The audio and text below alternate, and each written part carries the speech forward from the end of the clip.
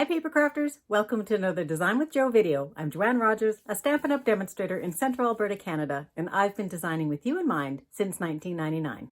Today I've got a quick Jo Tips video for you because I made a mistake just now. So what happens if you re-ink a stamp pad with the wrong color ink? Let me show you how you can fix it.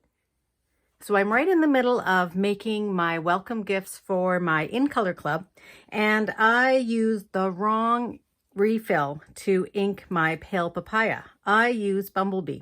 Now, for some reason, I used to always put the name of the ink on the top of the lid, and for some reason in the last 2 times that I've gotten them, I have the In Colors. I haven't put it on there, but this is why I should. So this is the color that should have gone on. This is the color that did go on.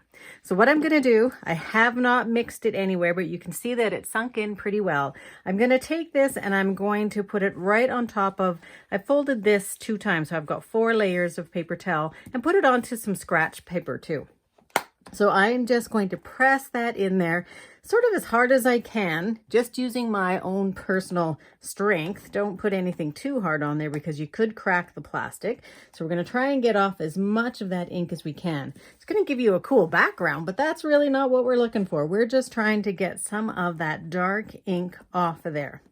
Now, I'm not going to be able to use this pad for just a little bit, and I want to show you why in just a moment. So you're going to do your utmost to get that off there. And you can already see that that's a little bit lighter than it was. What we're going to do is we're going to wash this with plain cool water.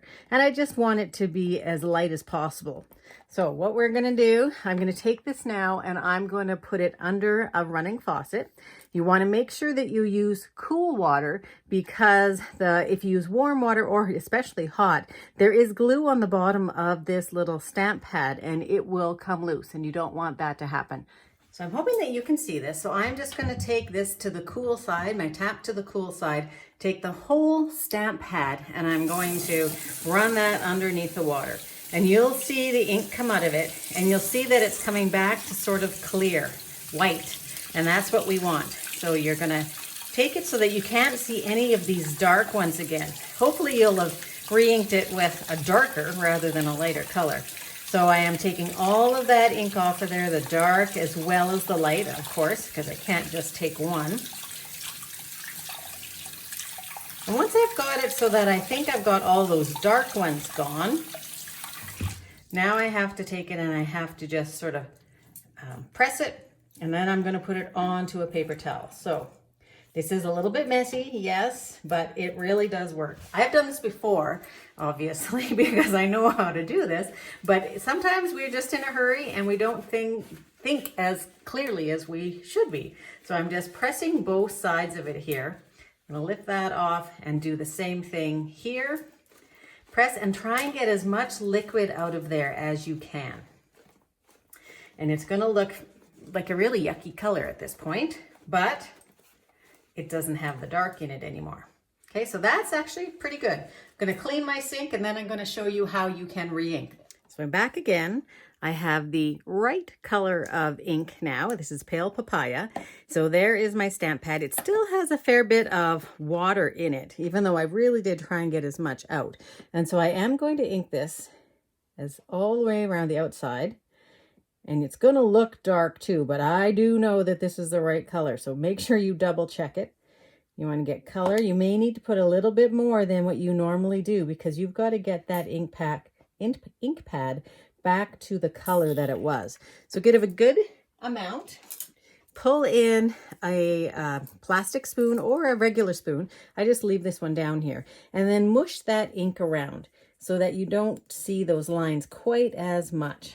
Try not to get the edge of the spoon onto the foam because it can damage the foam, and just try and move that all the way around so that you don't notice quite so much. And you can see that maybe there's a tiny little bit of my edge that is going to pull up. So that's one of the challenges when you put water on it at all. So I can still see those lines. There's our color. I'm still going to go ahead and put a little bit more on.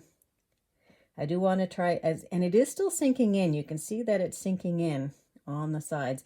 So that means I need a little bit more. There, got quite a nice design going there. And do the same thing. Just sort of squish it in. And you can see that it's coming back to its regular color that it should be. You really don't want those white edges. Just try and get it as even as possible. And then what you can do too is just sort of stamp it onto that paper towel if you want. I'm going to try and get a little bit more right on the middle here.